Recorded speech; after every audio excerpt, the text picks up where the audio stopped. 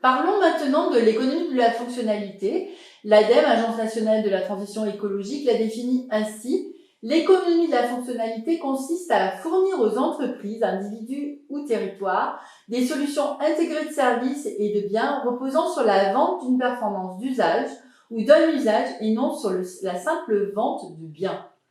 Ces solutions doivent permettre une moindre consommation de ressources naturelles dans une perspective d'économie circulaire, un accroissement du bien-être des personnes et un développement économique.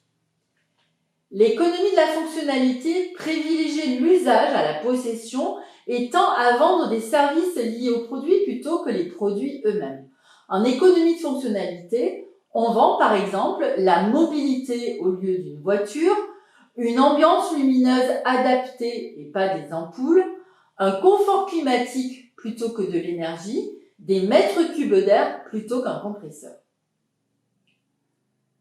Quels sont les intérêts de passer à l'économie de la fonctionnalité pour l'entreprise qui propose ce nouveau modèle économique? Une vraie connaissance des usages et de la part de ses clients. Un modèle de revenus différent basé sur des contrats pérennes car sur un temps plus long. Une relation client dans une logique partenariale. Un passage à une culture de service. Un changement de mode de management en interne. Une évolution des métiers et de l'organisation, des métiers de la maintenance, de la supervision, de la gestion des données, mais aussi une nouvelle façon de commercialiser.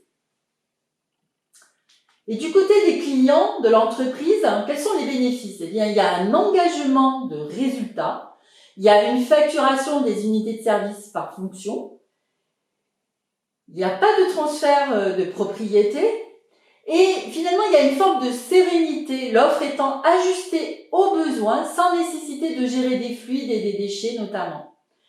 Il y a une fonction qui est garantie sur toute la période du service. Il y a une co-construction de l'offre dans une logique partenariale. Et c'est une offre fonctionnelle ajustable par période. Enfin, pour l'environnement, les intérêts du modèle économie de la fonctionnalité sont également très nombreux.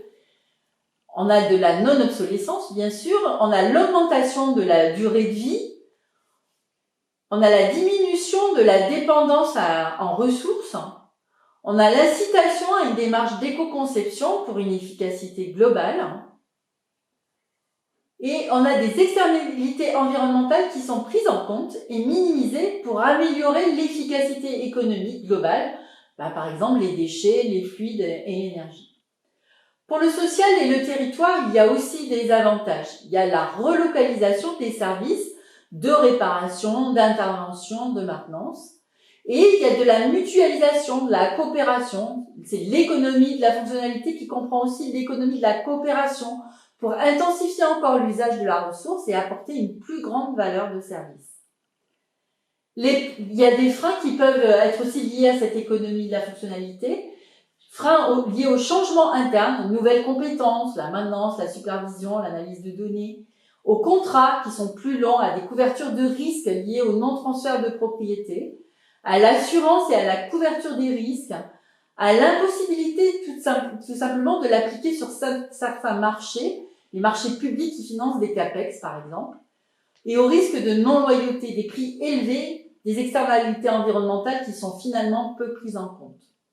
Ces freins seront surmontés collectivement, comme ici à l'IRCE, avec la présence de multi-acteurs de l'économie de la fonctionnalité et avec un terreau rendu propice par les appuis de la région et de l'ADEME.